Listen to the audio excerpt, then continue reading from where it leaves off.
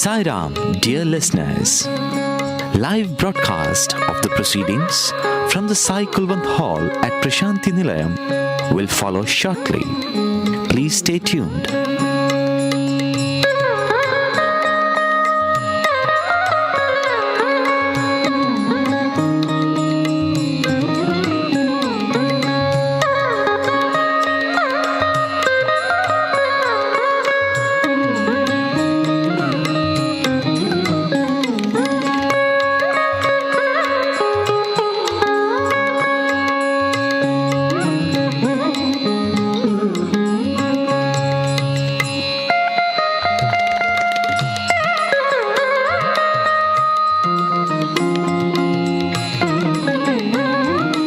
Radio Sai శ్రోతలకు Sairam.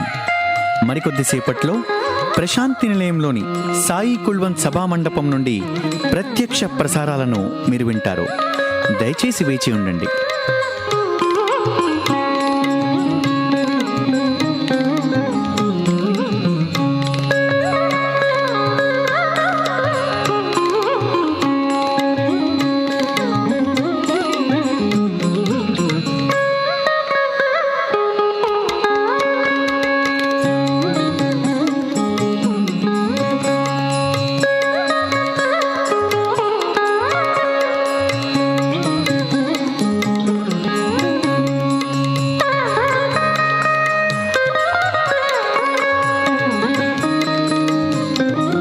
Sai Ram, dear listeners. Live broadcast of the proceedings from the Sai Kulwant Hall at Prasanthi Nilayam will follow shortly. Please stay tuned.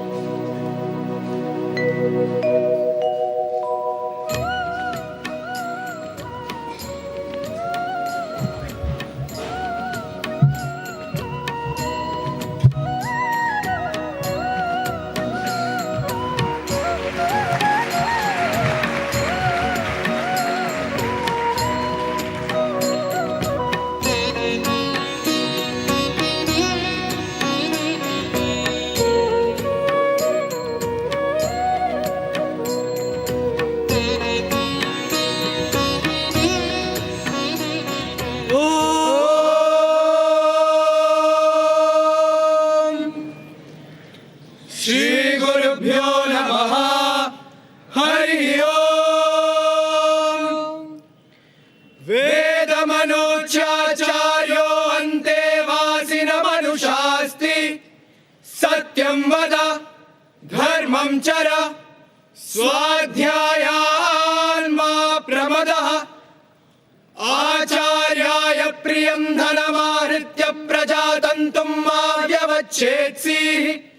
सत्यान्न प्रमदितव्यम् धर्मान्न प्रमदितव्यम् कुशलान्न प्रमदितव्यम् भूत्यैन प्रमदितव्यम् स्वाध्याय प्रवचनाभ्यान्न प्रमदितव्यम् देवपितृकार्याभ्यान्न प्रमदितव्यम्। मातृदेवो भव पितृदेवो भव आचार्यदेवो भव अतिथिदेवो भव।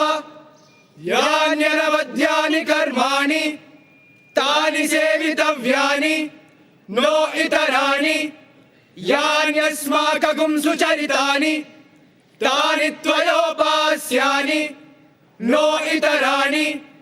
ये चास्मच्छ्रेयागुंसो ब्राह्मणाः तेषां त्वयासनेन प्रश्वसितव्यम्। श्रद्धया देयम् अश्रद्धया देयम् श्रिया देयम् ह्रिया देयम् भिया देयम् संविदा देयम्। अथ यदि ते कर्म विचिकित्सा वा वृत्त विचिकित्सा वा स्यात् ये तत्र ब्राह्मणाः सम्मर्षिणः युक्ताः अयुक्ताः अलुक्षा धर्मकामा स्युः। यथा ते तत्र वर्तेरन् तथा तत्र वर्तेथाः। अथाभ्याख्यातेषु ये तत्र ब्राह्मणाः सम्मर्षिणः युक्ताः अयुक्ताः अलुक्षा धर्मकामा स्युः। यथा ते तेषु वर्तेरन् तथा तेषु वर्तेथाः। एष आदेशः एष उपदेशः एषा वेदोपनिषत् एतदनुशासनम्। एवमुपासितव्यम् एवमुचैतदुपास्यम्। ओम् शान्ति शान्ति शान्तिः।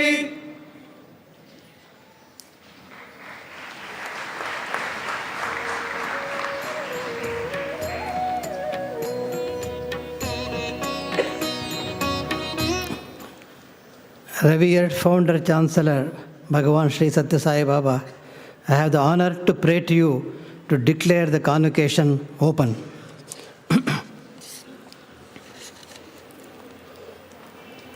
I declare convocation open.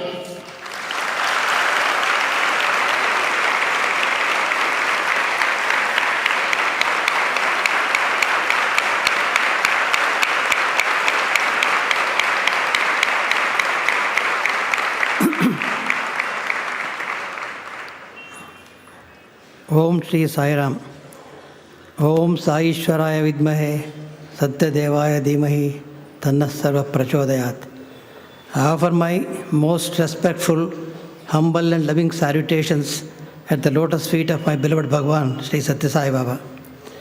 This is the third convocation to be held after Swami left his physical form and assumed infinite cosmic form. Swami founded this university for imparting values-based integral education so that the graduates who leave the portals of this hallowed institution will become ambassadors of transformation of the individual in particular and society at large for creating a happy and peaceful world filled with love and harmony. Bhagawan Baba has been absolutely confident about the output of students by the system of education which he has initiated on the model of a Gurukula. This can be pursued by the praise of his students, whom he considered as his property in his discourse at the 35th anniversary of Sri Sathya Sai Central Trust. I quote, "My students have pure hearts. They do not have an iota of ego or any other defects in them. Truly speaking, our students are our trust. They are maintaining all things pertaining to the Central Trust. Others cannot understand or estimate the capacities of our students." Unquote. Dear Swami, we assure you that we will carry forward your vision and mission earnestly and take the institution which is close to your heart to greater heights. Revered Chancellor Justice M. N. Venkatachalaya, Chief Guest of the Day, Mr. Sam Pitroda, former Vice Chancellors, members of the various trusts, Board of Management and Academic Council, members of faculty, distinguished invitees and guests, graduates of the year, students of the Institute, and my dear brothers and sisters. I deem it a great privilege to extend a most cordial welcome to all of you to the 32nd Convocation of Sri Sathya Sai Institute of Higher Learning.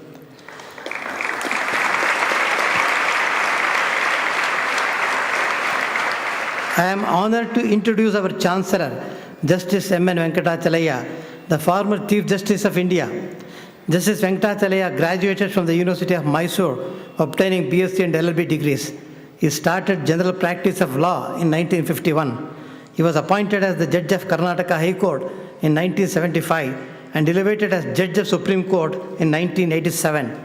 He assumed charge as the 25th Chief Justice of our nation in 1993. After demitting the office of the Chief Justice, he took over as the chairperson of the National Human Rights Commission during 1996 and 1998. He was requested to chair the National Commission to review the working of the Constitution in 2000, which is the rarest of the rare honors. Several universities have conferred honorary doctorate considering his preeminence in the judicial system of the country. The nation has honored him by conferring Padma Vibhushan. Justice Venkatachalaya is an erudite scholar, and in his judgments and speeches, he quotes with ease relevant parts from scriptures, Upanishads, and scholarly works. Honorable Justice Venkatachalaya is an epitome of simplicity and humility. He has upheld the dignity of the chair of the Chief Justice by not getting involved in any activity like arbitration later. He is the most sought-after former Chief Justice of India for advice and guidance even at this ripe age of 84. With his vast experience in public life and love for Bhagawan and his mission, I am sure this university will benefit through his advice and guidance in the years to come. I extend my warm welcome to him.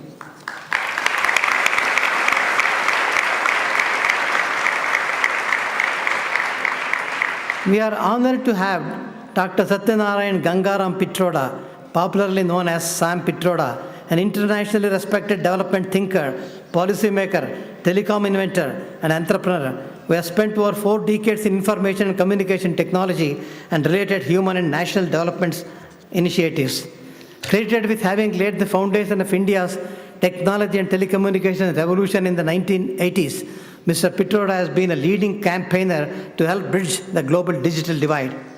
During his tenure as advisor to the Prime Minister Rajiv Gandhi in the 1980s, Mr. Pitroda headed 6 technology missions related to telecommunications, water, literacy, immunization, dairy, and oilseeds. He was also the founder and first chairman of India's Telecom Commission.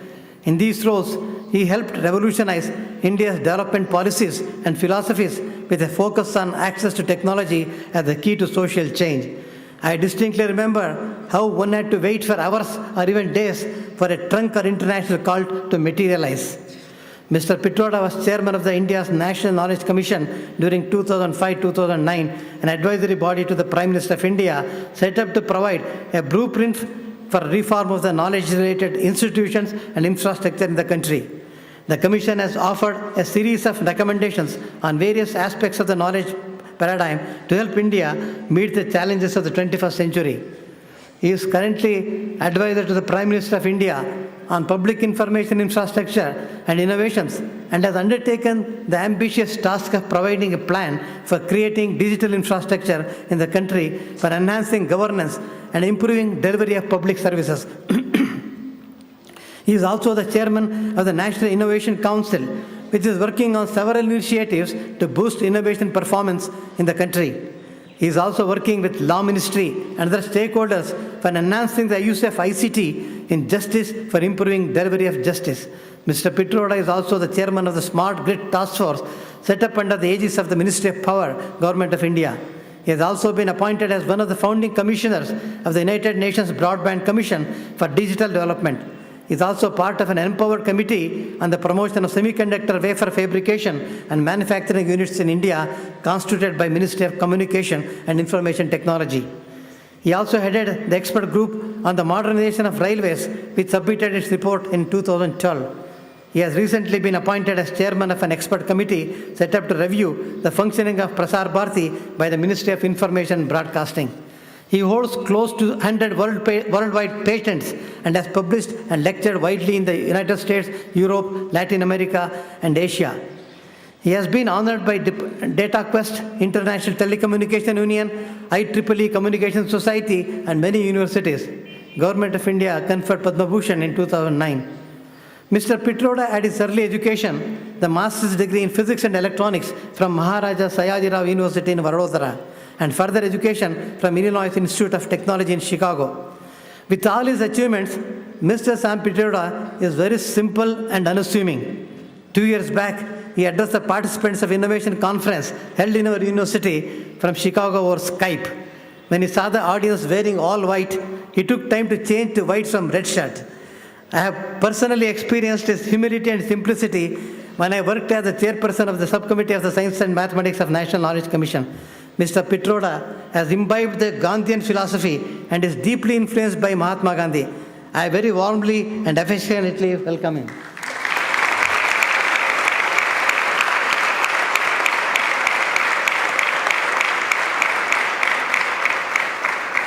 The university has continued to make significant progress over the past 1 year. 2 new programs have commenced this academic year. A 2-year Master of Technology program in Nuclear Medicine has been introduced jointly by the university and Sri Sathya Sai Institute of Higher Medical Sciences, Prasanthi Gram. A 1-year MEd program for women has been introduced at the Anantapur campus of the university. The university is contemplating the introduction of an MCA program as an integrated program for the BCA students at the Mudanahalli campus. The university is also in the process of establishing a department of music that will offer bachelor's and master's courses in Carnatic and Hindustani music. The student strength has increased by 4%. The number of research scholars has increased by 30%, taking that percentage of research students in the university from 4% to 6.5%, as compared to the national average of 0.7%. The number of faculty members has gone up by 10% with the introduction of new courses. 60% of the faculty holds a doctoral degree, and a good number of teachers, nearly 28, are pursuing research leading up to the doctoral degree. The teacher-student ratio remains 8:1, that is far ahead of the national average of 33:1. Compared to the last academic year, this year publications in good refereed journals has gone up by 14%. The superior performance of our students in national level examinations such as GATE and UGC CSR NET has further risen from 14% to 17%, that is far above the national average, that is around 2 to 3% per institution.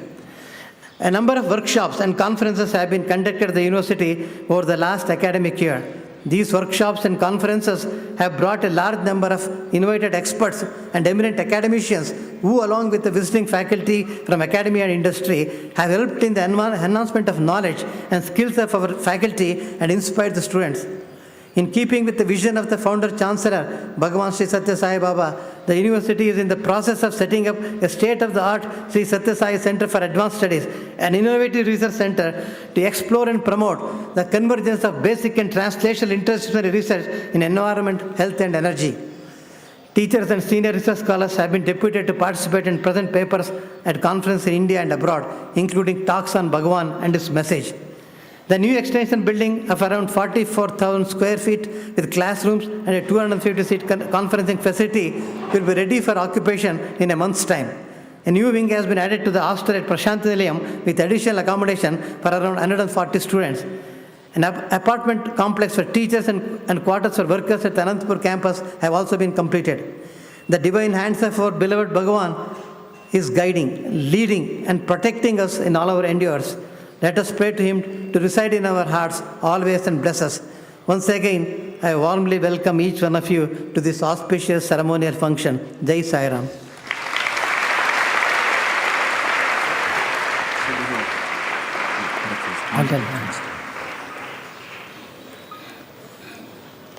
Let the candidates for the various degrees be presented to the Honorable Chancellor.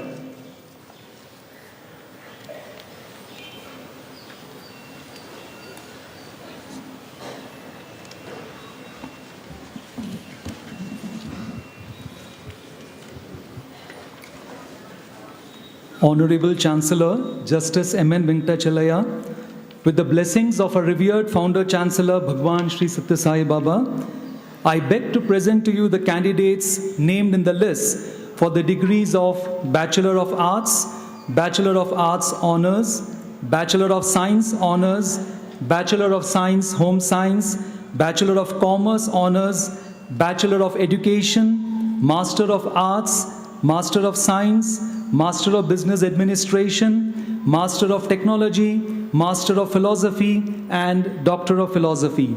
They have been examined and found qualified for the said degrees, to which I pray they may be admitted.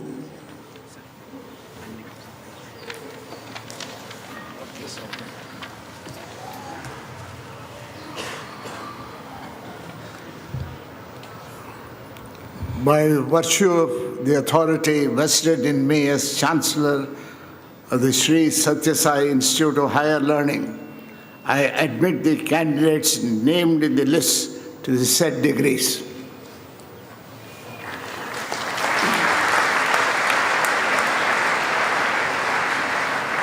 I now request respected Vice Chancellor to administer the convocation pledge to the candidates. I hereby solemnly declare and promise that if admitted to the degree for which I have been duly recommended,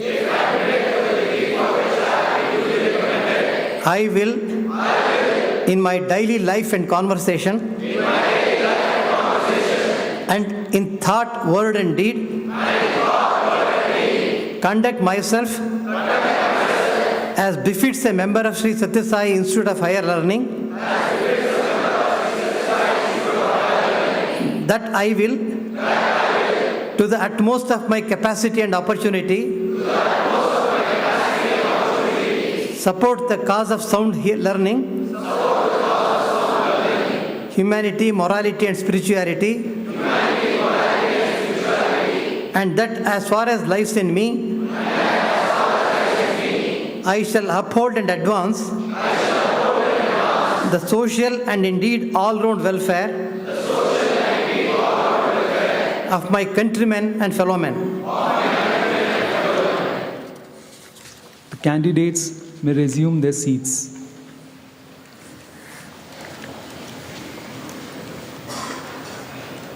I now request Honorable Chancellor, Justice M.N. Venkatachalaya, to kindly give away the gold medals that have been blessed by Bhagawan Shri Sathya Sai Baba.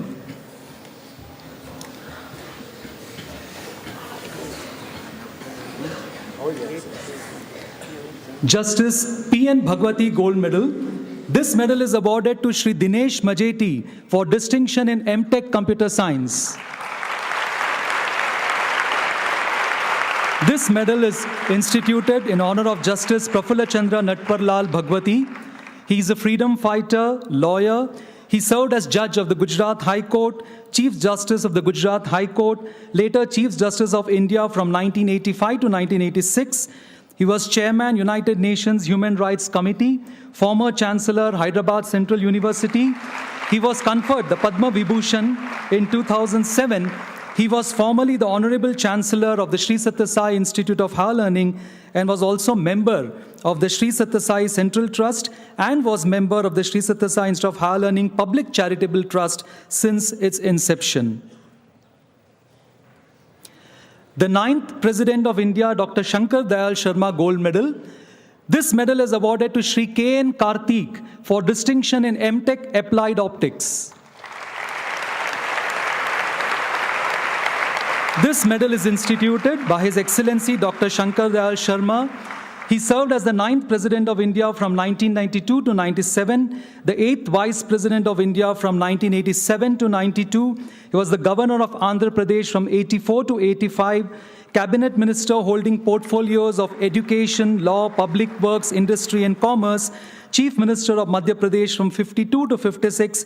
He was also a distinguished scholar and a freedom fighter. He was an ardent devotee of Bhagwan and was a chief guest for the Institute Convocations in 1987 and 1992. The 11th President of India, Dr. APJ Abdul Kalam Gold Medal. This medal is awarded to Shri C. Krishna Das for distinction in MBA.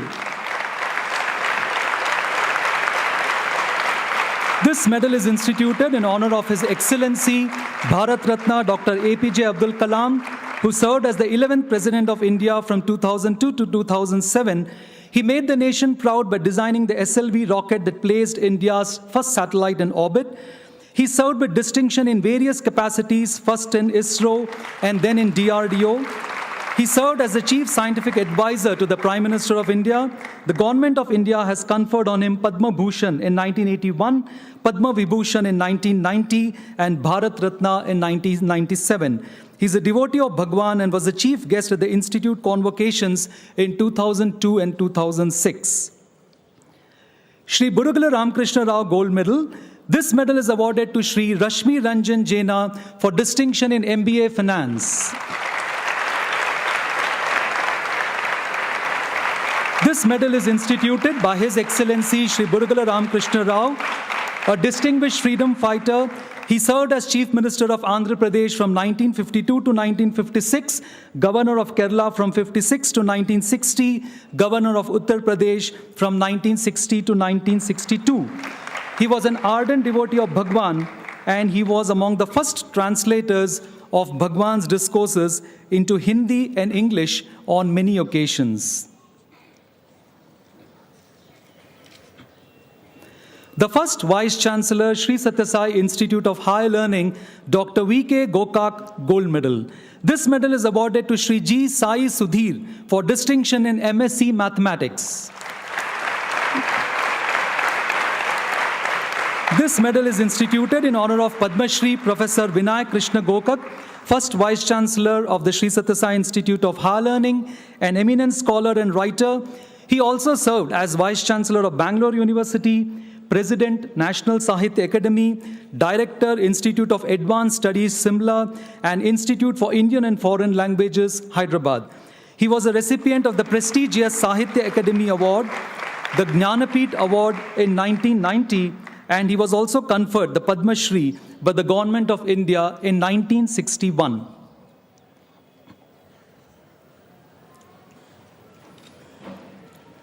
The second Vice-Chancellor, Sri Sathya Sai Institute of Higher Learning, Dr. Somnath Saraf Gold Medal. This medal is awarded to Sri Sanatana KV for distinction in MSc Physics.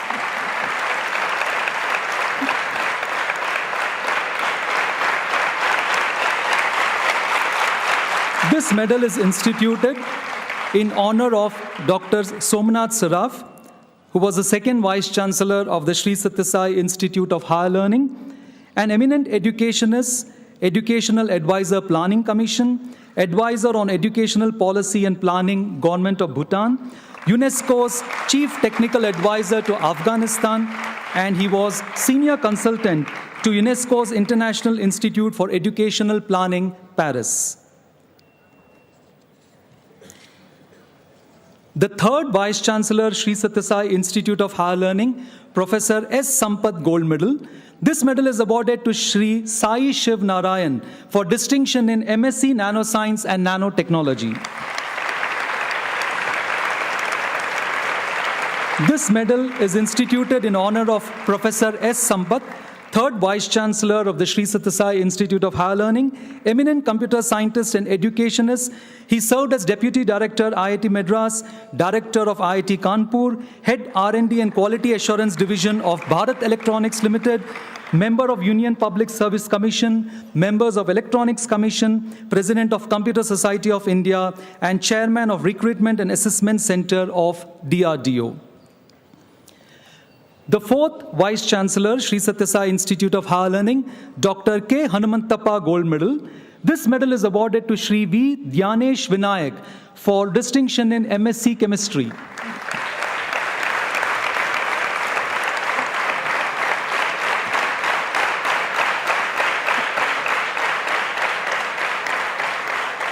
This medal is instituted in honor of Dr. K. Hanumantappa, the fourth Vice-Chancellor of the Sri Sathya Sai Institute of Higher Learning.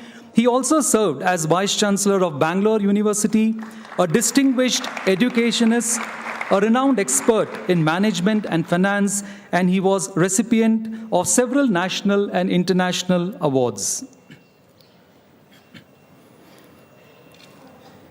The fifth Vice Chancellor, Sri Sathya Sai Institute of Higher Learning, Dr. G. Venkatraman Gold Medal.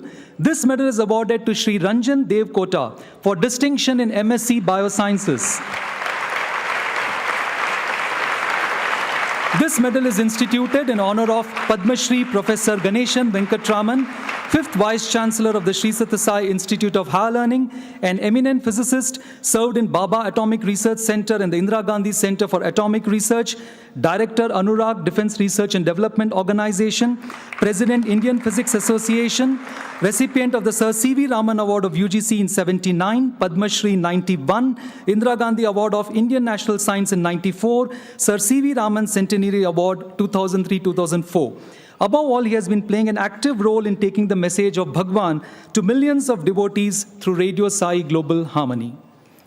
The sixth Vice Chancellor, Sri Sathya Sai Institute of Higher Learning, Sri S.V. Giri Gold Medal. This medal is awarded to Sri Akash Krishnan for distinction in MA Economics.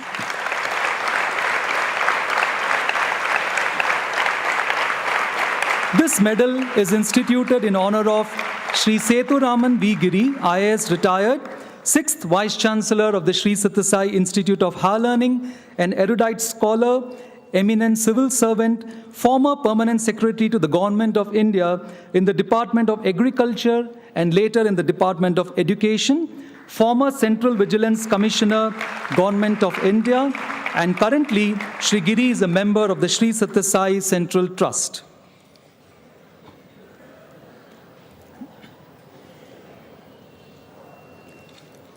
The seventh Vice Chancellor, Sri Sathya Sai Institute of Higher Learning, Sri A.V. Gokak Gold Medal. This medal is awarded to Sri Srimalla Shrikant for distinction in BSc Honours in Mathematics.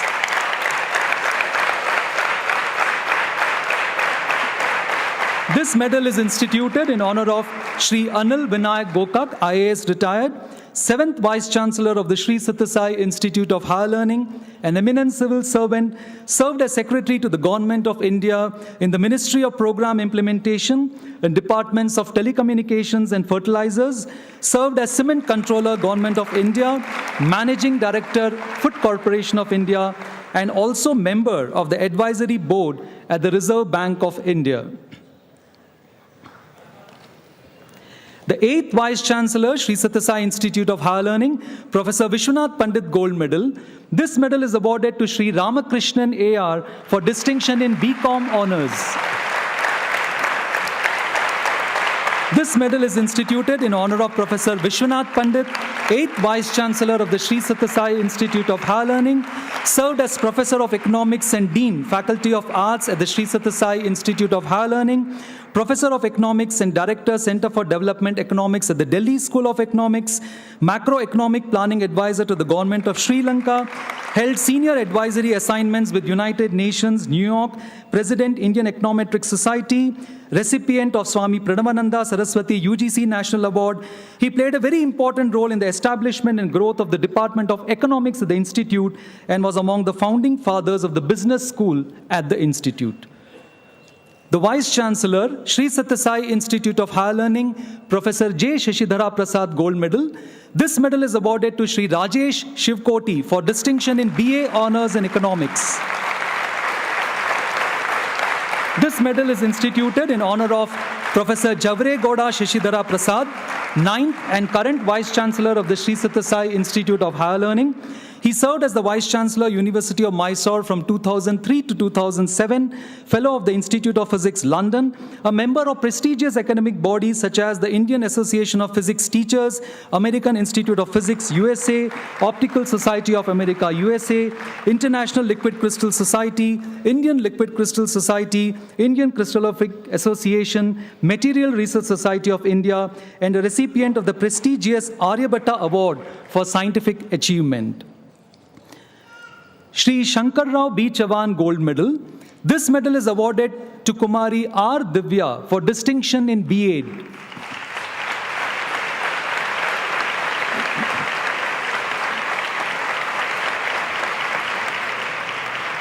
This medal is instituted in honor of Sri Shankar Rao B. Chavan, an outstanding parliamentarian.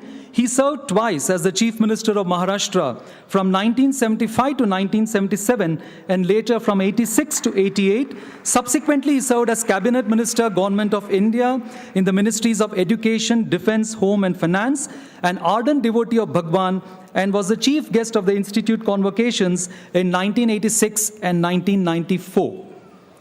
Shri R.V. Janki Ramaya Gold Medal. This medal is awarded to Kumari Balabhadruni Shanti Priya for distinction in MSc Food Science and Nutrition.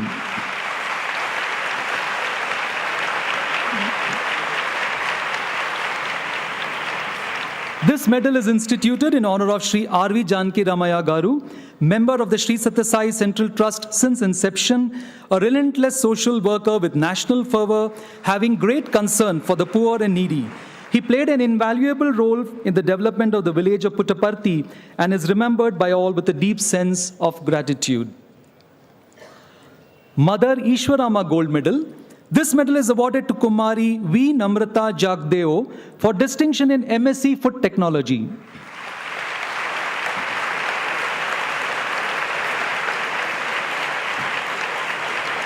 This medal is instituted in honor of Mother Ishwarama Garu, mother of Bhagwan Sri Sathya Sai Baba, whose prayers to Bhagwan Baba resulted in mammoth service projects of providing free safe drinking water, free medical care through super specialty and general hospitals, free education from primary to post-doctoral programs. Her love and concern for humanity will be ever etched in the hearts of millions of devotees.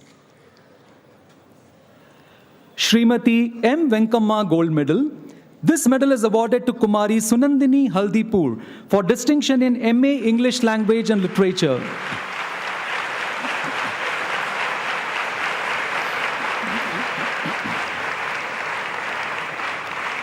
This medal is instituted in honor of Srimati Venkamma Garu, a great example of ideal womanhood, known for her love, compassion, and concern for the well-being of Bhagwan Baba.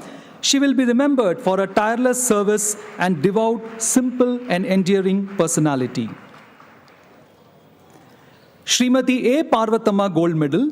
This medal is awarded to Kumari V.M.M. Sai Pavitra for distinction in BSc Honours in Physics.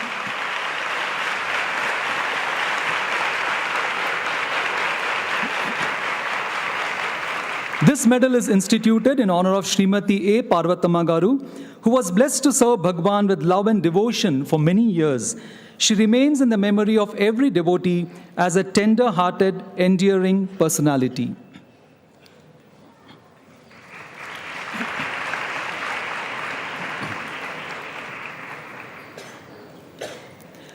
Srimati J. Ishwari Bai Gold Medal. This medal is awarded to Kumari K.R. Sai Kiran for distinction in BSc Honours in Chemistry.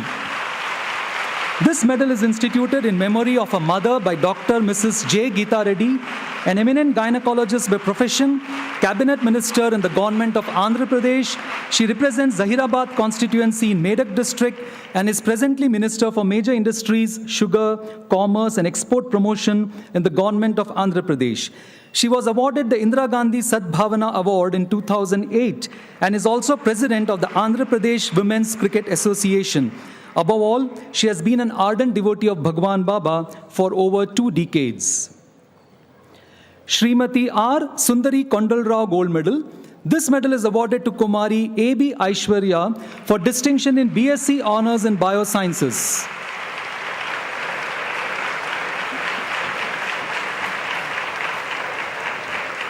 This medal is instituted by Shri R. Kondalrao, formerly Engineer-in-Chief and Technical Consultant of the Government of Andhra Pradesh. He supervised the massive Sri Sathya Sai drinking water supply project for the Anantapur district and later the drinking water projects in Medak, Mehboob-nagar, East and West Godavari districts and also the metropolitan city of Chennai. His outstanding contribution to the drinking water supply projects has been appreciated and publicly recognized by Bhagwan Baba on several occasions. Srimati Jayalakshmi Gold Medal. This medal is awarded to Kumari Chenna Shri Padmavalli for distinction in BSc in Home Science. This medal is instituted in memory of his mother by Professor V. Chandrasekharan, Head Department of Mathematics and Computer Science at the Sri Sathya Sai Institute of Higher Learning, in order to fulfill her last wish to recognize Swami's students of excellence and bring immense joy in their parents' heart. Professor Chandrasekharan completed his BE Honours in Electrical and Electronics from Annamalai University with the gold medal, and later Electrical Engineering from Indian Institute of Science with the gold medal. He then left all his work and settled at Prasanthi Nilayam to serve at the institute. Srimati M. Vidyavati Gold Medal.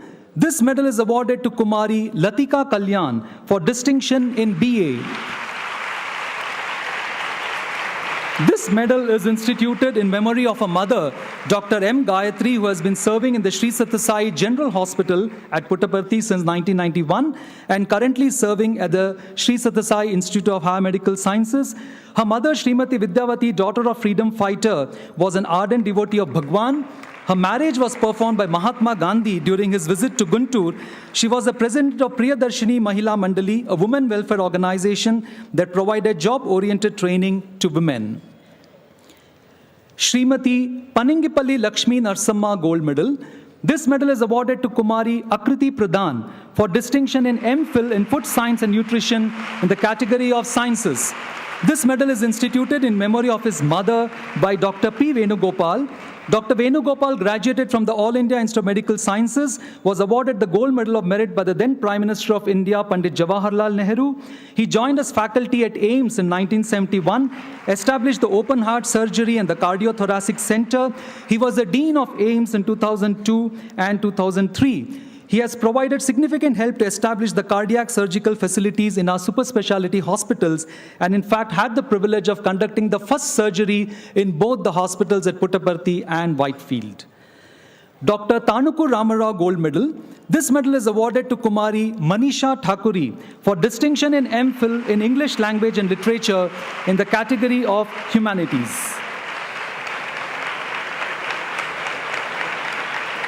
This medal is instituted in memory of Dr. Tanuku Ramarao, a Telugu Pandit, completed his Bhasha Pravina, Pandit Oriental Language and MA from Andhra University and MA English Literature from Banaras University, authored several books such as the Tulsi Ramayanam, Raghava Nigantuvu, Vijayanagara Samrajyam, translated several books of Bhagwan from Telugu to English, and was awarded the Sahitya Ratna and Bhasha Samardha for his excellent service to his mother tongue, Telugu. I now request Honorable Chancellor to kindly confer the Doctor of Philosophy and give away the special mementos blessed by revered Founder Chancellor Bhagwan Sri Sathya Sai Baba to the qualified doctoral research scholars. Doctor of Philosophy is conferred on Shri A. Sunil for his thesis on fluorometric and photometric methods for determination of transition metals in trace levels, under the supervision of Dr. S. Jagadishwar Rao, Associate Professor, Department of Chemistry.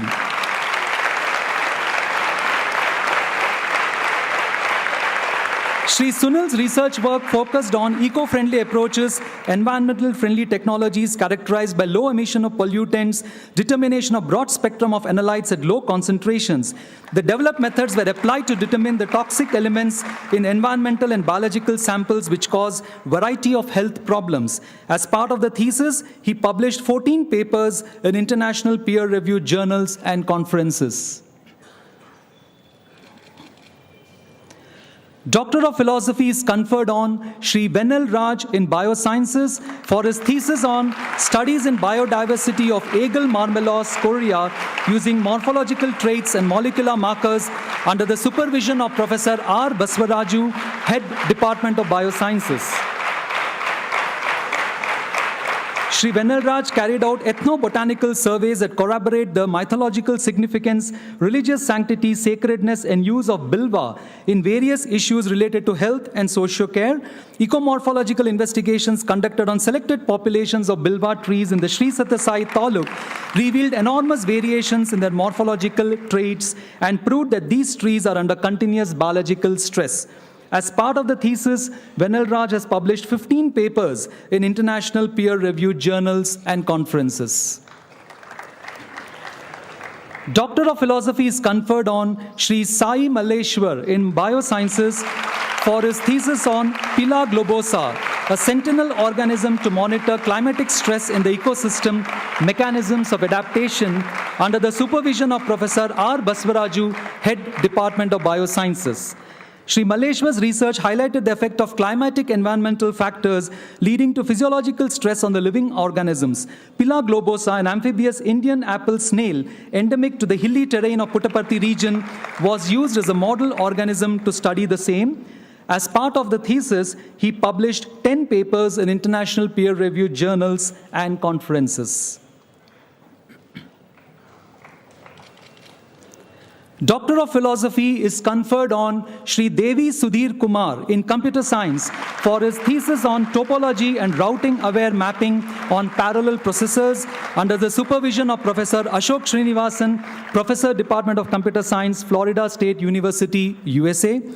Sri Sudhir Kumar's research work is in the area of high-performance computing. The specific focus is on optimizing scientific computing applications for better communication performance of the latest supercomputers utilizing the knowledge of topology and routing. Some of the large-scale computing applications in fields such as molecular dynamics and protein modeling, which usually run on supercomputers, can benefit from his research work.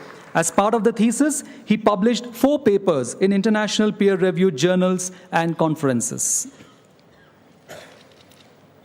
And finally, Doctor of Philosophy is conferred on Sri D. Hanumantrao Naidu in Computer Science for his thesis on context-based speech enhancement under the supervision of Professor G.V. Prabhakar Rao, Head Department of Information Technology, Rajiv Gandhi Memorial College of Engineering and Technology, Nandyala, and the joint supervision of Dr. S. Sriram, Senior Scientist, Philips Research Laboratories, the Netherlands. Sri Naidu has carried out his research work in the field of speech enhancement.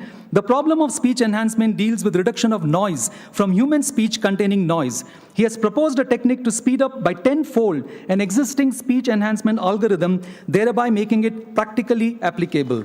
His PhD work is particularly relevant for mobile communication in noisy environments, which is a common scenario and is vital for emergency situations such as communications from an ambulance for medical help or from a helicopter during emergency operations. As part of the thesis, he published 6 papers in international peer-reviewed journals and conferences and presented part of his work in Kyoto, Japan in 2012 and Aachen, Germany in September 2012.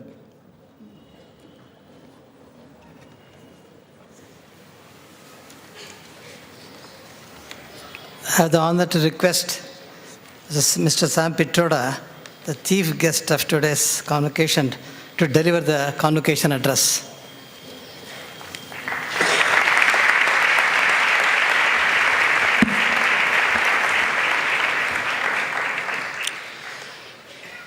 Bhagawan Sri Sathya Sai Baba, Honorable Chancellor, Justice Venkatachalaya, Honorable Vice Chancellor,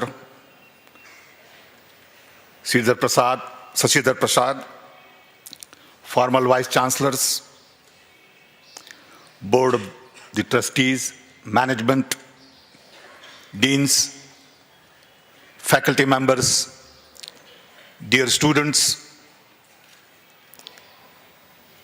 members of the media, family, ladies and gentlemen, good morning. It is indeed a special privilege and honor for me to be here with you today to deliver 32nd convocation address. I want to thank the organizers for giving me this opportunity. I must say, I have delivered probably over 25 convocation addresses, but I never had a setting like this.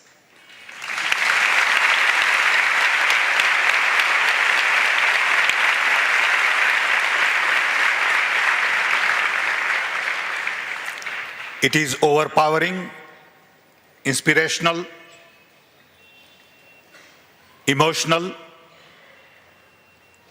peaceful, pleasant, and unbelievably quiet.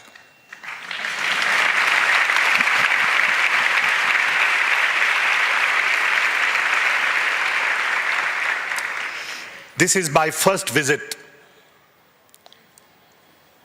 to the institute and the university. I've been reading and hearing about it on and off for many years. But one of my colleagues who works with me, Vikas Bagri, who graduated from here with a degree in business, MBA, in 2008, and has been working with us for 5 years. He's an example of your ambassador.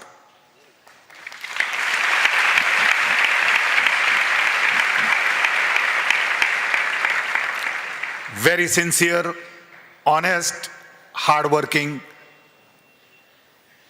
courageous, committed, willing to do everything,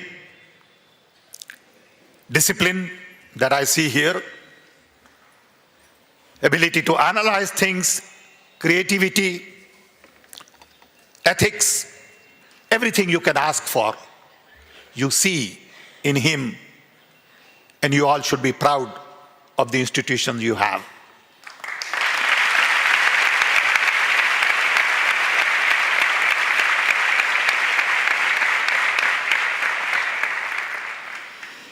You have a great institute with so many distinguished people. Before wearing this gown, we all were together in a small room, or big room, but a small group. And I was amazed to meet some of these distinguished people whom I have known for many, many years as part of my work in 80s. And I had no idea that they were all involved in this institute. So you are indeed lucky to have the right spirit, right talent of advisors and seniors, proper environment, ecosystem, and you are lucky to be graduating today. So first, my congratulations to all graduating students. I wish you best of the best in your journey forward, and I hope you make a substantial contribution not only to yourself, your family, your community, but also country and the world. I can't help but think of the day I graduated, looking at all these beautiful young faces. I graduated from college with a BS in physics just about 52 years ago. It seems like yesterday. I was out there sitting, not with your kind of discipline, unfortunately. Young, just coming out of the Indian independence movement fervor. I was born in 42. And Mahatma Gandhi, Pandit Nehru, Sardar Patel, and others were our role models. In those days, telephones were hardly available. In fact, I had never used telephone in my life before going to America in '64. I had never seen television in my life before going to America in '64. Life was pretty simple. Needs were very little and goals were very clear. I want to tell you a little bit about my journey. To give you an example of how we all take different turns in life. And no matter how you plan, the journey turns out to be very different. Exciting, at times challenging. But everything you learn in colleges do add up to a lot of good experiences. I was born and raised in a small little village, tribal village in Orissa. My parents were Gujaratis, settled in Orissa. And our heroes were again Gandhi, Patel, Nehru, and others growing up. In this village, there were no schools. No water, no electricity, no phone, no doctor, no nurse, no nothing. My mother delivered 8 children, all 8 at home, 0 cost of delivery. All 8 out of 8 turned out to be mentally healthy, physically healthy, and all 8 went to America.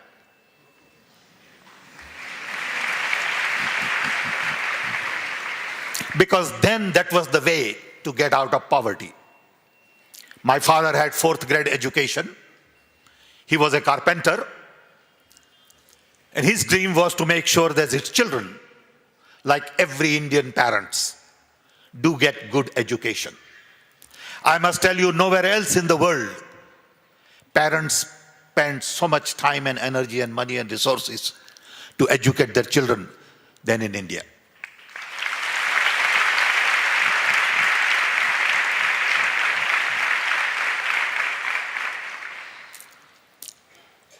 So I got my BS, then I got my master's in physics, fell in love with a girl on the campus, and then read in the newspaper that President Kennedy has decided to send man onto the moon. I was young, energetic, little bit stupid, and I decided to go to America. I had no money, no support, didn't know anybody.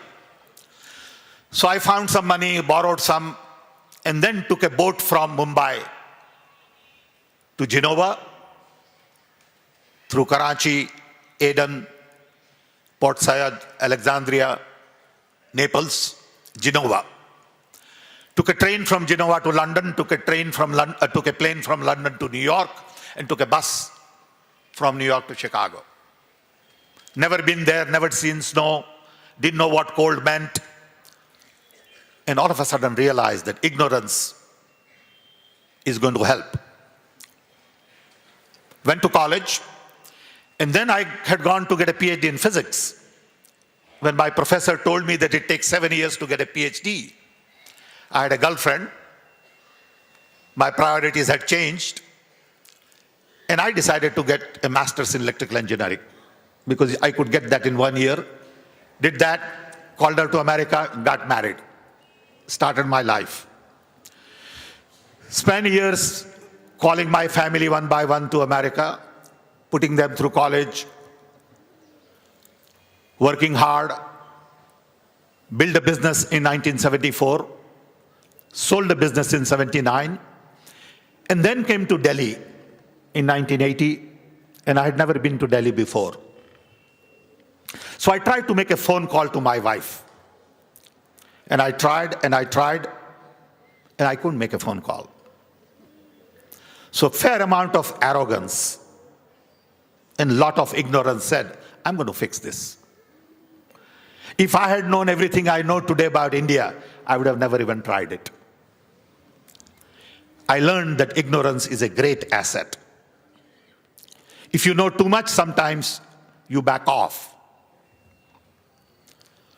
I went back to Chicago, told my wife, I'm going to spend 10 years fixing India's telephones. I didn't know how. I didn't know with whom. Then finally, I had a chance to meet with Mrs. Gandhi. And that's where I met Rajiv Gandhi for the first time. And I could convince Mrs. Gandhi and Rajiv Gandhi that telecom would change the face of this country. IT software will give us the resource we never had. But it will take 10, 15 years. We know we can do it. Give us a chance to do it. Mrs. Gandhi believed in technology. Rajiv was just about my age. And we clicked. And over a period of time, we became friends. And he gave me all the political will and support that I needed to do it. But I needed young people like you to get it done. Because without 500 young engineers, I couldn't do anything. So it required right kind of combination of political will, domain expertise, and young talent. Then we had 2 million telephones. It used to take 10 years to get telephone connection. Today we have 900 million telephones, and we are a nation of a connected billion. It is this complex country with the kind of diversity we have is now connected. For the first time in the history, we are connected people.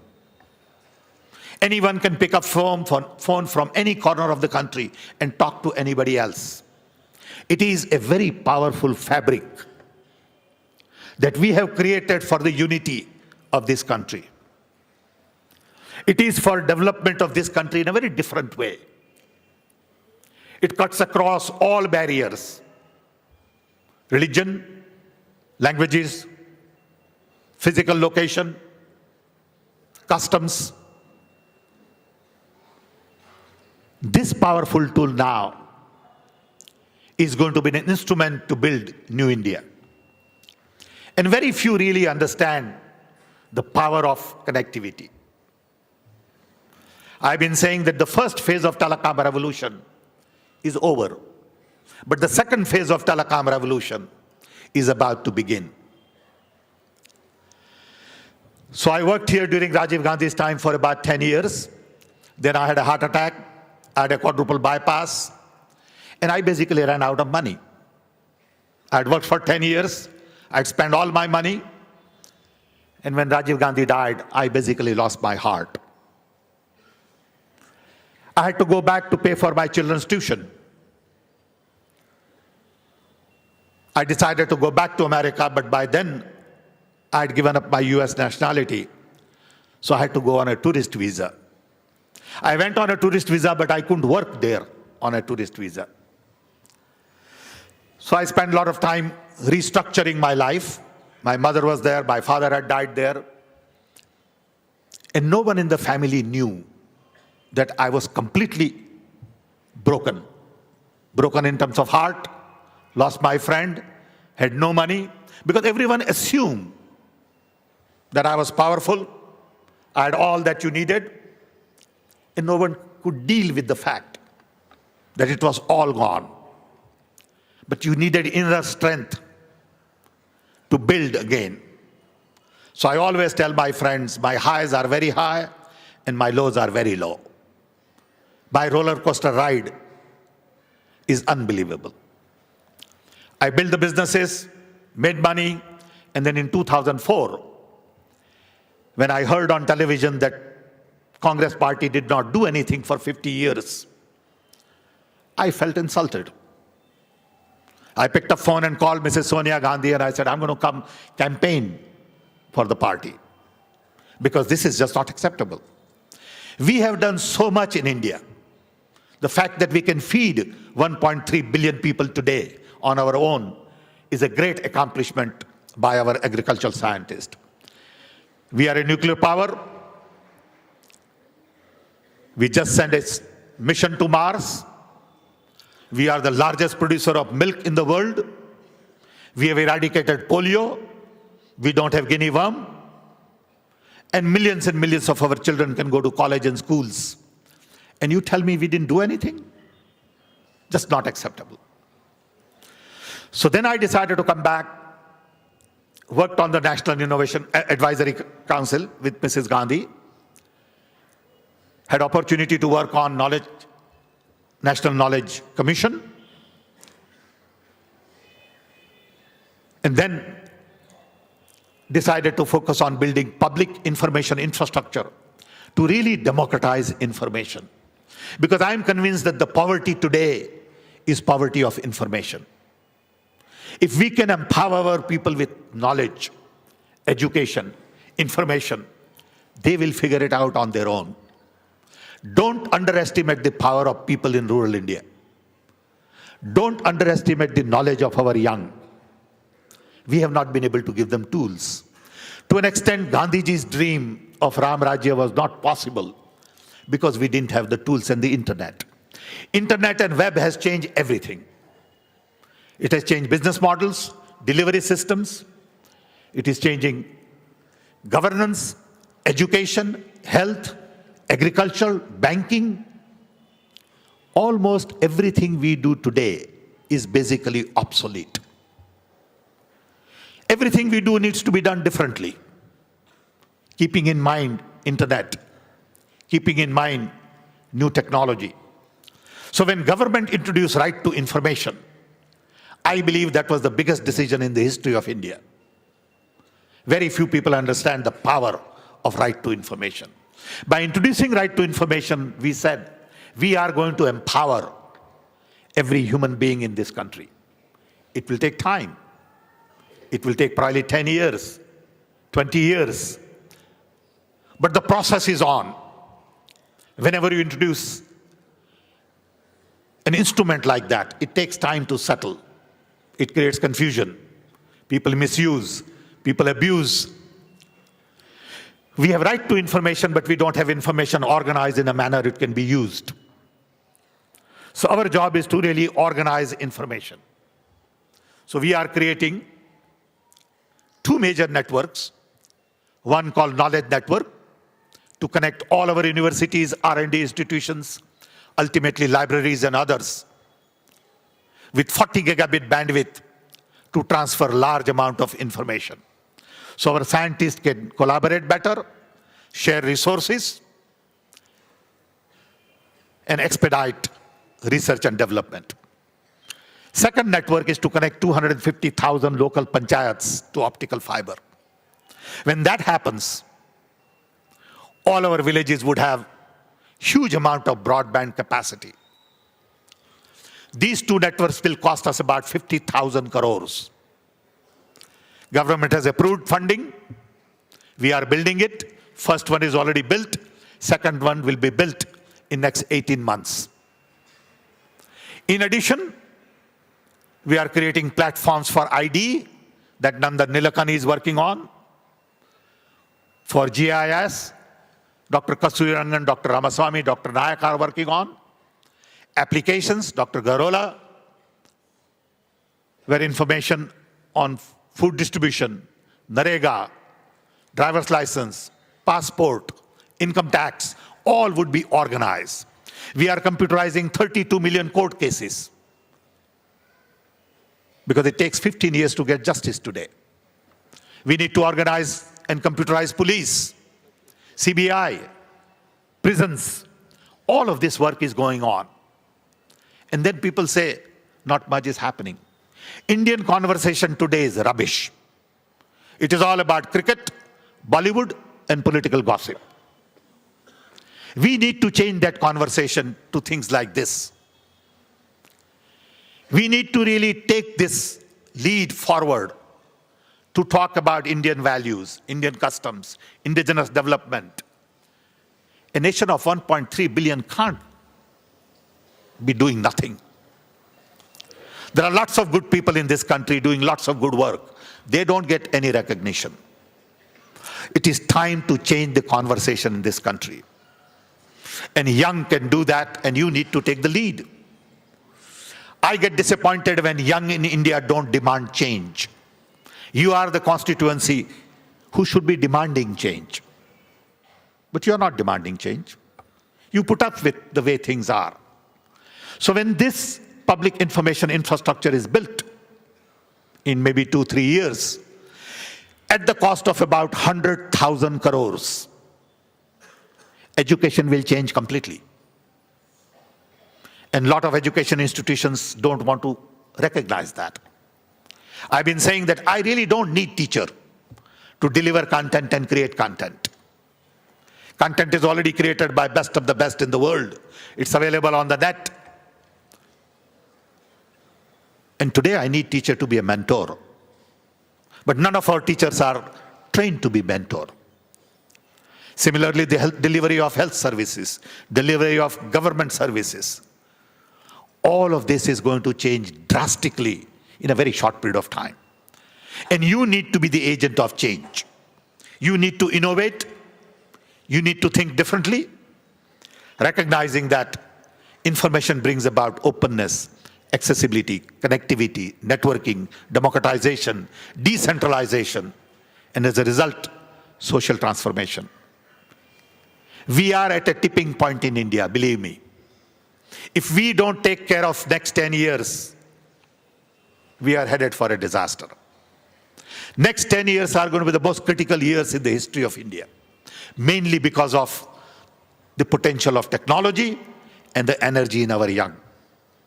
Technology today, not just IT, biotech, nanotech, stem cell research, alternate energy, gives you a whole different way of doing things. But that requires young talent.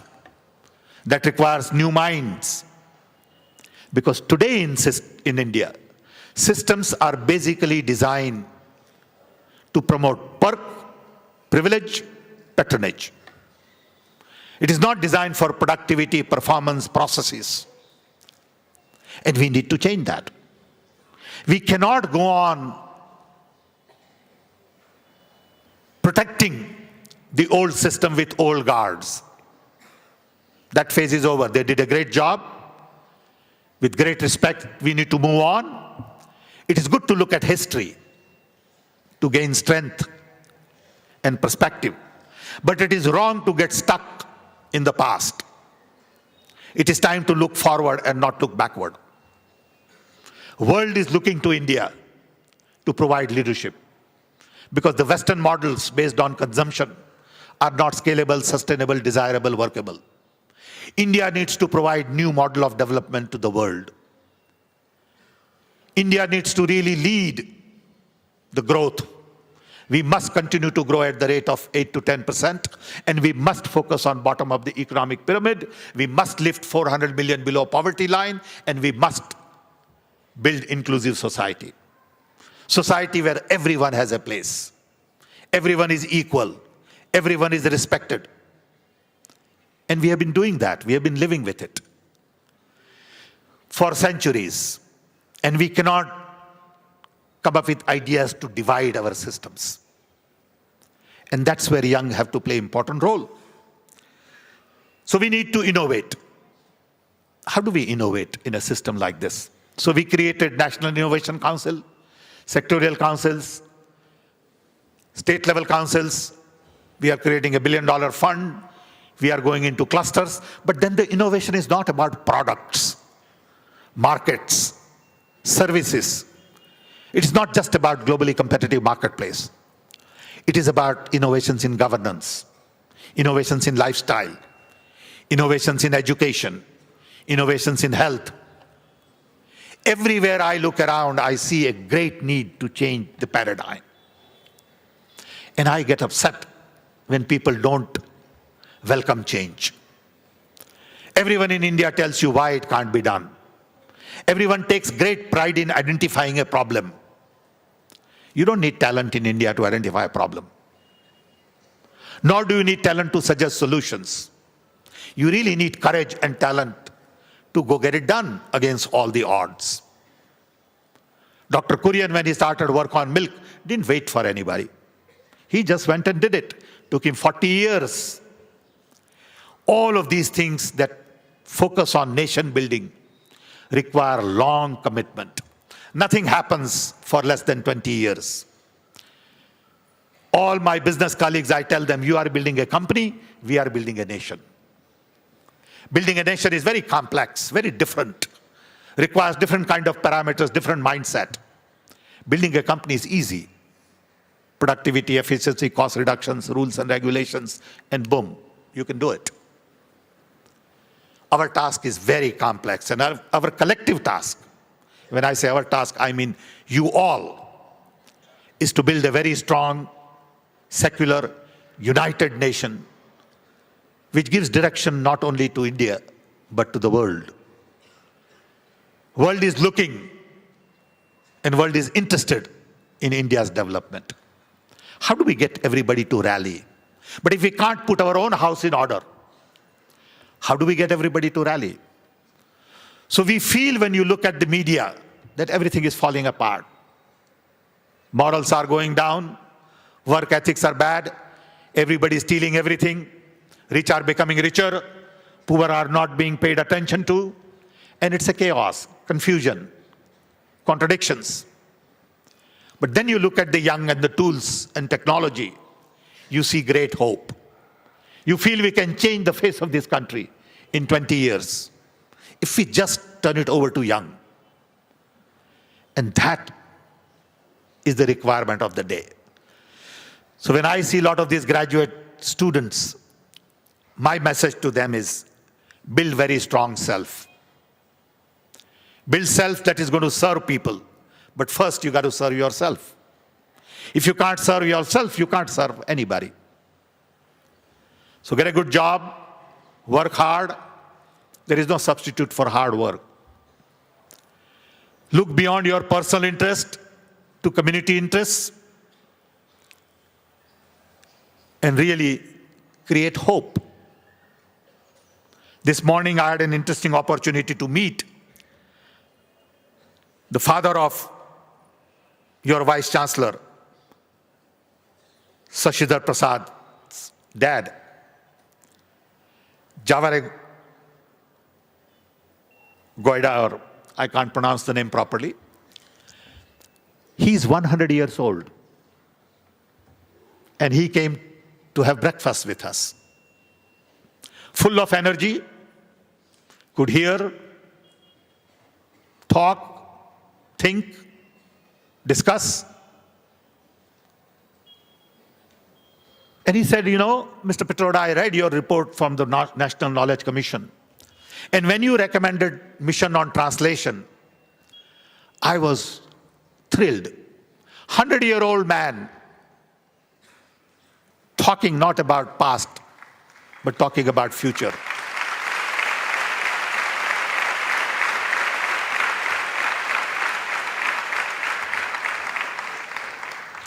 This is the India we need to recognize and celebrate.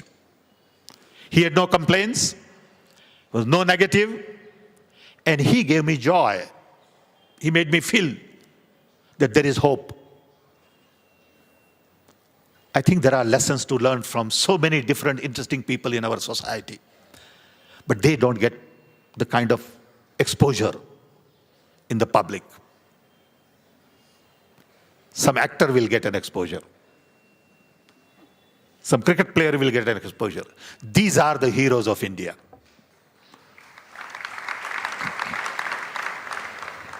I know my time is up. I was given 30 minutes. It's just about 30 minutes. So once again, I want to wish you all, graduating students, best of the best. I want to thank all the parents for encouraging their children to go to this institute. I want to thank you for your support to your children. I want to thank all of the teachers and professors and members of the board for giving support and direction to this institute.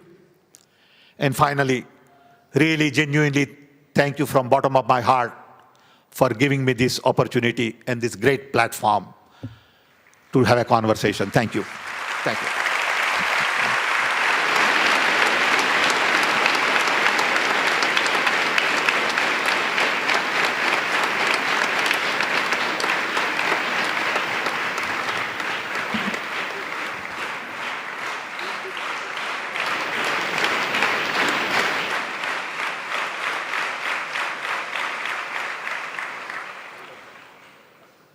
I have the honor to request Honorable Chancellor to address to the graduates.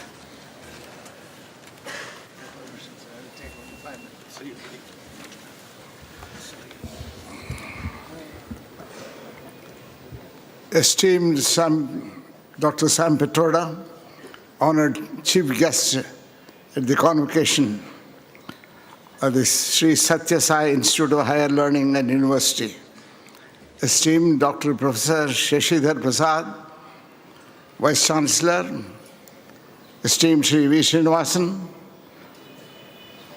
trustees, professors, deans, academic and administrative staff, and more importantly, the outgoing students and the proud parents. You have just heard an inspiring address from the chief guest, whose services to the nation in the promotion of technology has been inestimable for the prosperity of the nation. The university is grateful to him for this gift of enlightenment. There is only one area in which I think I excel him. He had his graduation 52 years ago. I had mine 65 years ago.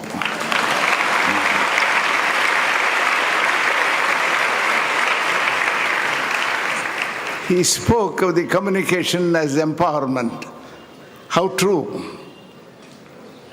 Power is something which is indefinable. When I was in France sometime in the middle of 80s, somebody said that the communication, the telephone system is as bad as in India. Perhaps it was so. I read somewhere that in the 80s, even in the advanced Europe, half the Frenchmen were waiting for their telephone connections, and the other half was waiting for the dial tone.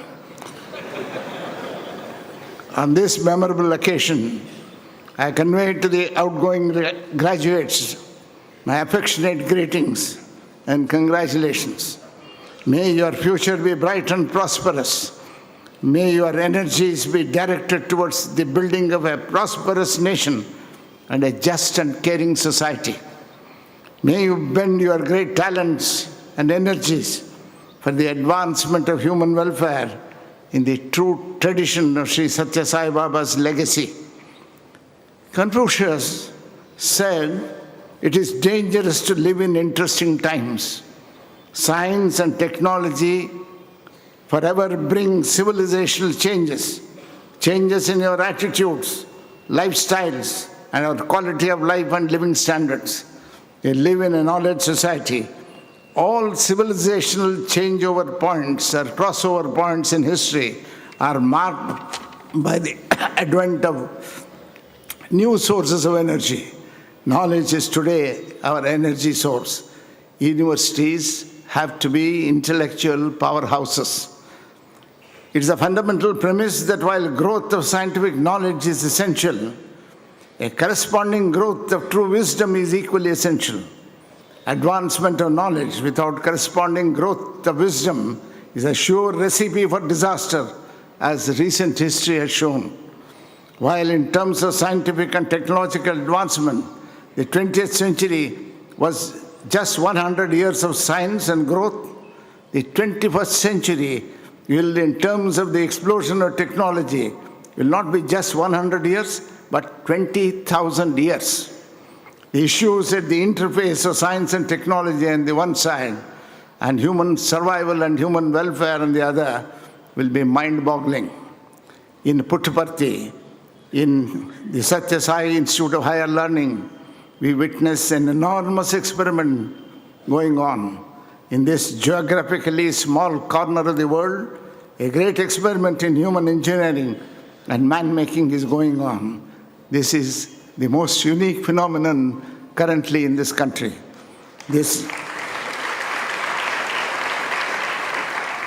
great and emancipating mission of love and service, at once unique and divine, has somehow seemed to be taken for granted. In India, men are becoming increasingly cynical in view of their disenchantment with institutions of governance.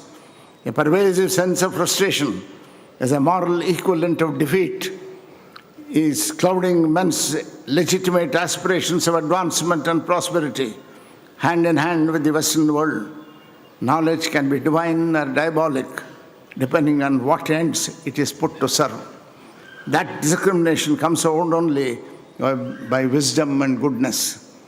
The keys to survival in the international market economy are competitiveness and innovation. As a scholar said, the just is no longer divided by ideology, it is divided by technology. Just 15% of the world is technologically innovative. 50% of the world absorbs the innovations, and the rest of 35% of the world is technologically disconnected. India has the risk of being technologically excluded if it neglects higher education. In the scale of globalization of 1 to 10, we have not even reached the scale number 2. The quality of education and scientific research will decide our global competitiveness. Though India is number 3 in the availability of scientific talent, number 4 in the world in the size of its domestic market, and fifth in the world in its potential to reach out to the world market. Its overall competitiveness is surprisingly 62. This is the direct result of lack of quality and vision in governance. Financial outlays and promotion of science are woefully inadequate. We need at least 2.5 lakh crores of rupees annually to spend on promotion of science and research by both governments and the corporate business houses. The decision-making will increasingly change from human intelligence to artificial intelligence. The human era will change into Anthropocene era of technological singularity. It requires a great vision and sagacity to handle these great forces of change. This university, while achieving very high academic standards, has remarkable achievements of standards of moral and ethical discipline. The legacy of Sri Sathya Baba emphasizes and has achieved a meaningful integration of excellence in science and excellence in human behavior. Spirituality in its operational dimension simply means selflessness in action. Every alumnus of this university imbibes this great human culture and is unique in his own or her own way. The teachers are exemplars of this philosophy and teach their pupils by their example. This is the uniqueness of this university and the legacy of Sri Sathya Sai Baba. The Vice Chancellor, Sri Sridhar Prasad, himself an eminent scientist, has provided great leadership of academic independence and creativity. The members of the teaching staff are the very models of our ancient image of acharyas in the real sense. What the country needs in higher education, excellence in science, combined with great wisdom, is the dedication of teachers. Emancipation can come out of education and enlightenment. May I recall the beautiful words of the Shweta Shvetara. Eko avarno bahuda shakti yogad varnan anekan itartho dharati vichaiti chante vishwamado sadevaha sano budhaya shubhaya samyonakto. It means he who is one and who is above all color distinctions, who dispenses the inherent needs of men of all colors, who comprehends all things from their beginning to their end. Let him unite us to one another with the wisdom, which is the wisdom of goodness. History of civilizations tells us that preservation is possible by expansion, that human welfare is the only object towards which scientific excellence and religious enthusiasm have to be directed.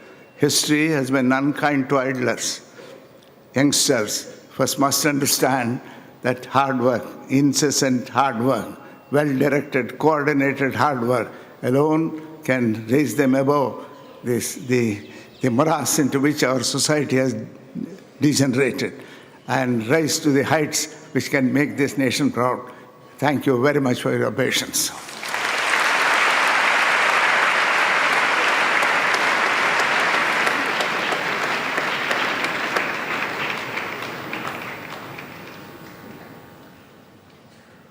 We humbly thank our chief guest, Mr. Sam Pitroda, and Honorable Chancellor, Justice Venkatachalaya, for their most insightful, inspirational, and thought-provoking address.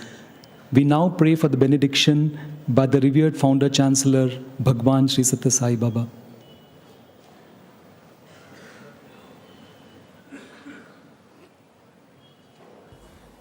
ప్రేమస్వరూపులైన విద్యార్థి విద్యార్థినీయులారా, embodiments of love, boys and girls, విద్యా పోషకులారా, emancipators of education, విద్యాభిమానులారా, patrons of education, ఆధ్యాత్మిక సంపత్తికి నిలయమైన ఈ భారతదేశమునందు ధర్మము దినదినమునకు క్షీణించిపోవచున్నది. Bharat being the center of all spiritual wealth has lost this righteousness or dharma. అన్యాయ, అక్రమ, అవినీతి అనేటువంటి పైశాచిక ప్రవృత్తులు స్వేచ్ఛగా విలయతాండవం చలుపుతున్నవి. We find the demonic qualities like injustice, immorality, dishonesty, dancing. ఇట్టి తరుణమునందు విద్యార్థి విద్యార్థినీయులు దీనిని సంస్కరింపజేసి దేశములకు శాంతి భద్రతను అందించడానికి విద్యార్థులు దీనికి తగిన సమర్థులు. At this moment, students should take charge of it as they are eligible to bring back the ancient culture and establish peace. విద్యార్థులారా, Students, విద్యా విషయమునందు కానీ విజ్ఞాన విషయమునందు కానీ బిడ్డలు వెనుకబడిన తల్లిదండ్రులు ఎంత పరితపింతురో. don't you find the parents feeling so sad if you are backward in education? నైతిక ఆధ్యాత్మిక మార్గమునందు వెనుకబడినటువంటి బిడ్డలను చూచి భారతదేశము అంతకు కోట్ల రెట్లు చాలా విచారపడుతున్నది. If you trail behind, backward in morality and spirituality, motherland also will feel so sad crores and crores of times more than the human life. జనని జన్మభూమిని రక్షించి ఆమె పరితాపమును దూరము గావించుటకు విద్యార్థులు ప్రప్రథమలో కంకణం కట్టుకోవాలి. Students should determine to safeguard, uphold the culture of this country. దేశములో శాంతి భద్రతలను కాపాడటానికి పూనుకోవాలి.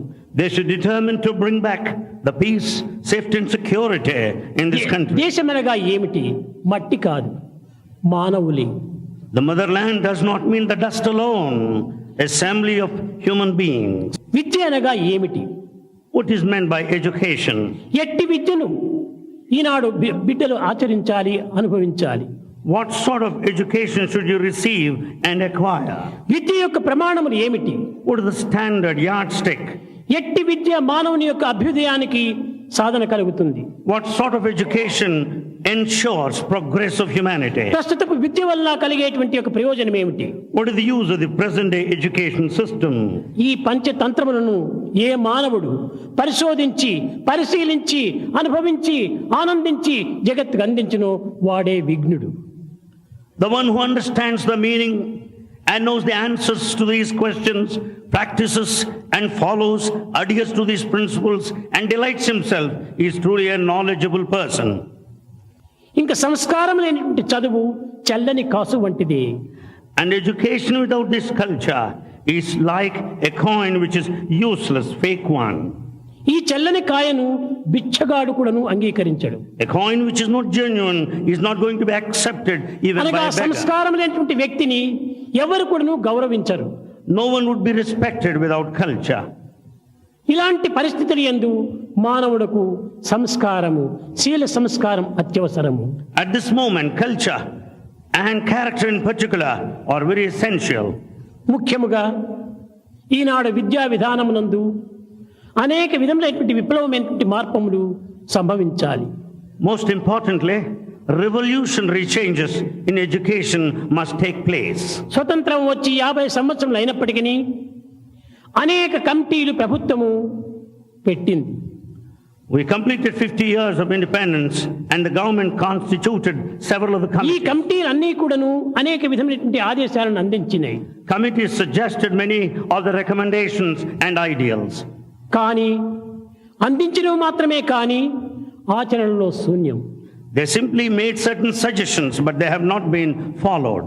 నేటికి కూడాను ప్రాచీనత యొక్క భావములను ఏ మానవుడు కూడాను ఆచరించడానికి కానీ అందుకోవటం కానీ ప్రయత్నించడం లేదు. Even this day, no one is making an attempt to follow the ancient cultural heritage. ఇట్టి విద్యా విధానం చేత దేశము చాలా అశాంతికి గురి అవుతున్నది.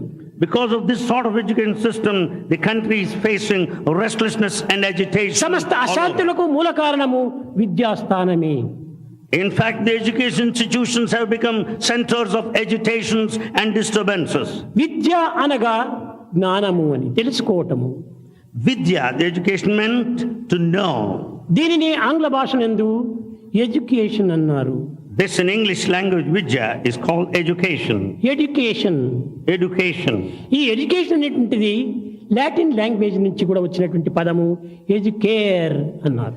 Education is the derivative of the Latin language, educare. Educare అనగా ఏమిటి? What is meant by educare? వెలుపలకు తివ్వటము. To pass on, to bring out. మనకు అగోచరముగా ఉండినటువంటి దానిని గోచరింపజేసుకోవటమే దీనికి educare. Educare it meant to bring out that which is latent, that which is hidden. ఇది లౌకికమైనటువంటి యొక్క మార్పు. This is physical transformation.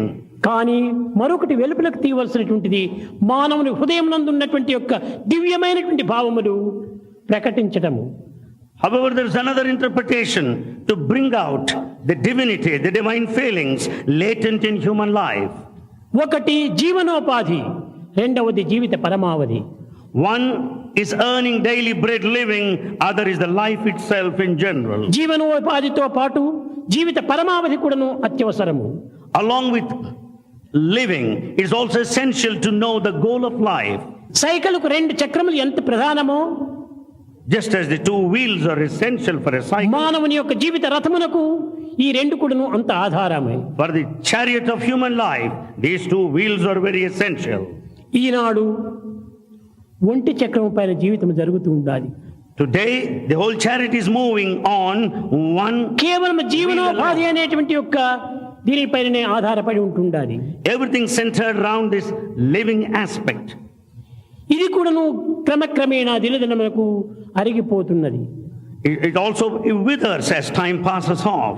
ఈ చక్రములు అరిగిపోవడం చేతనే జీవితం అలసిపోతుంటుండాలి. Because of this withering, we become tired.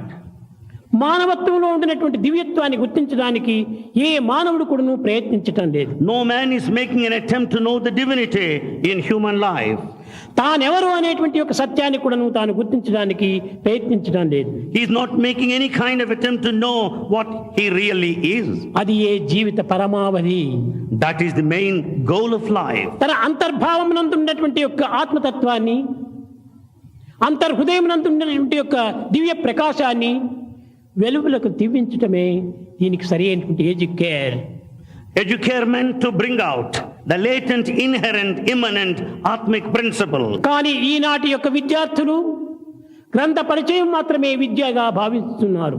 But students today consider themselves educated by becoming familiar with the books. ఇది కేవలము superficial knowledge. This kind of textual knowledge is superficial knowledge. ఇది కాదు నిజమైనటువంటిది. Practical knowledge గా ప్రయాణం చేయాలి. This is not the truth. You should acquire the నిత్య practical knowledge. జీవితంలో సత్య మార్గమును అనుసరింపజేసి ధర్మ మార్గమును ప్రవేశించి నిత్య సత్యమైనటువంటి స్థానమును చేరడానికి తగినటువంటి యొక్క ప్రయాణం చేయాలి. You should travel in the direction along the path of truth, along the path of righteousness, to understand what is permanent and everlasting. ఈనాడు ధనమే దైవంగా భావిస్తున్నారు. Today we consider mammon, wealth as God. ఇది చాలా పొరపాటు. It's a big mistake.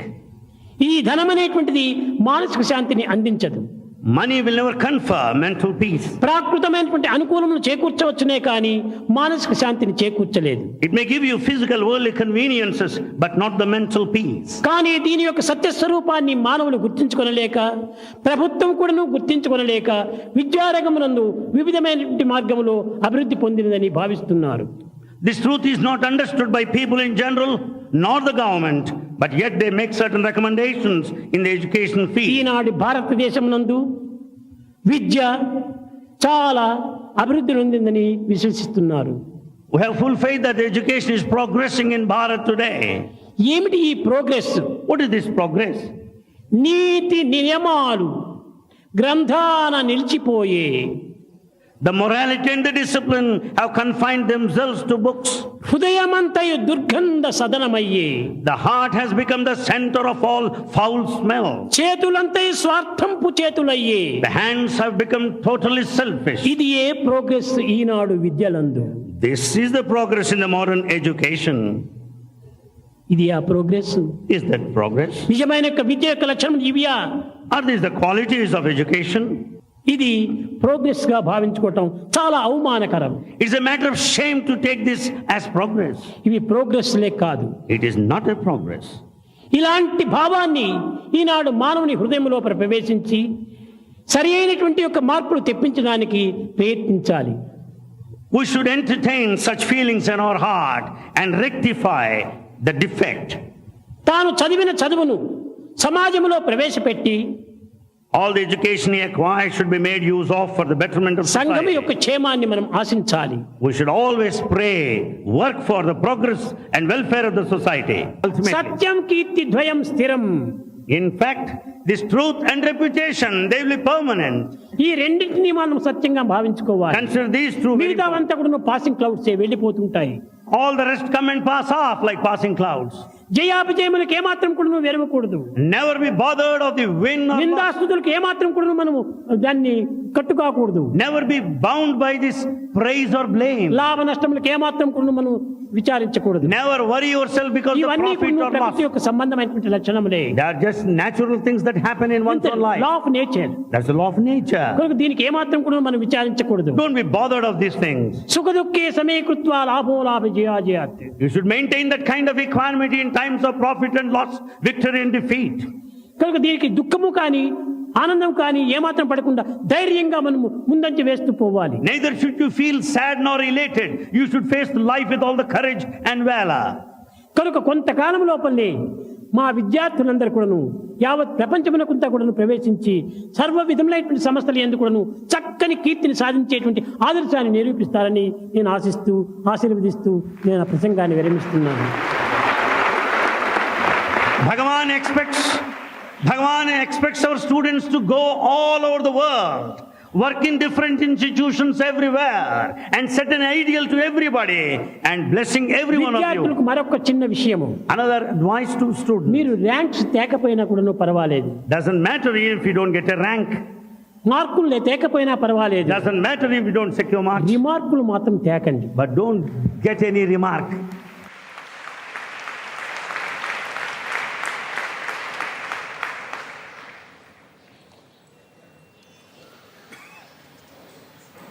We will all rise now for the national anthem.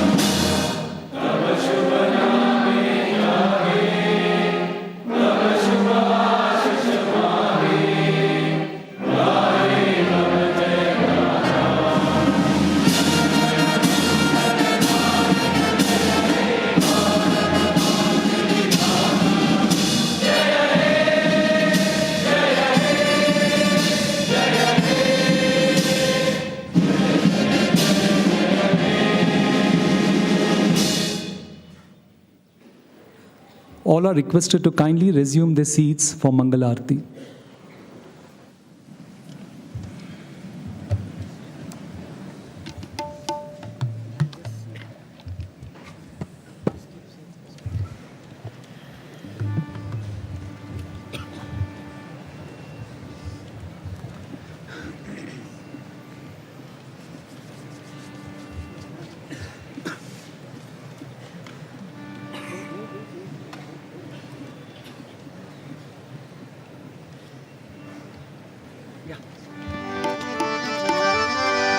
ओम जय जगदीश हरे स्वामी सत्य साई हरे भक्त जना संरक्षक भक्त जना संरक्षक पति महेश्वरा ओम जय जगदीश हरे शशिवदना श्रीकरा सर्व प्राणपते स्वामी सर्व प्राणपते आश्रित कल्पलतिका आश्रित कल्पलतिका आपद्बान्धवा ओम जय जगदीश हरे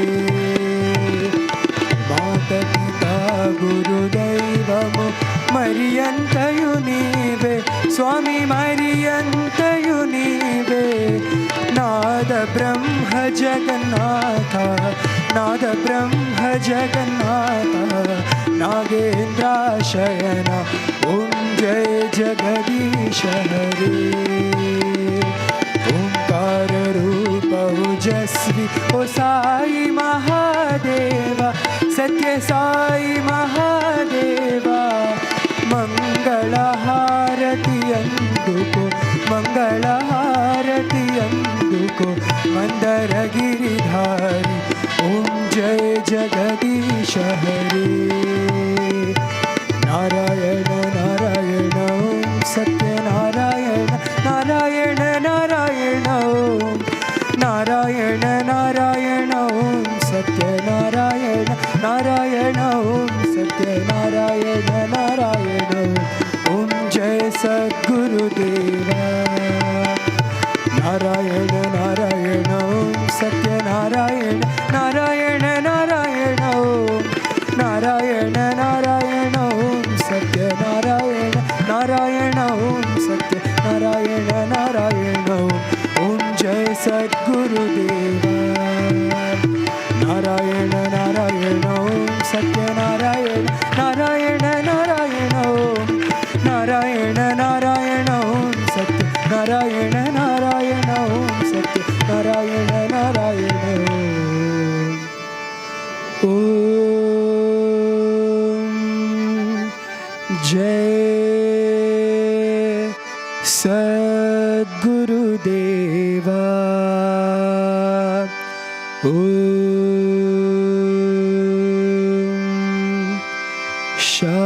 ಶಾಂತಿ ಶಾಂತಿ ಶಾಂತಿ ಸಮಸ್ತಲೋಕಾಃ ಸುಖಿನೋ ಭವಂತು ಸಮಸ್ತಲೋಕಾಃ ಸುಖಿನೋ ಭವಂತು ಸಮಸ್ತಲೋಕಾಃ ಸುಖಿನೋ ಭವಂತು ಓಂ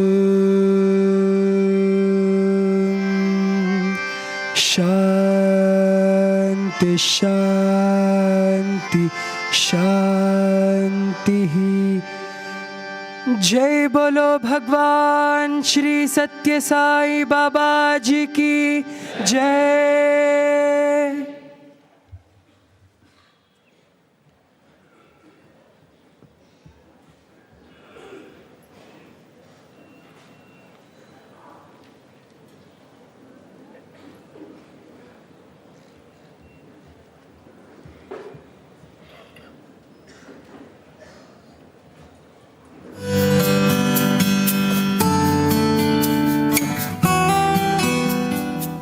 Till now, you were listening to the live proceedings from Sai Kulwant Hall, Prasanthi Nilayam. We now take you back to our regular program schedule.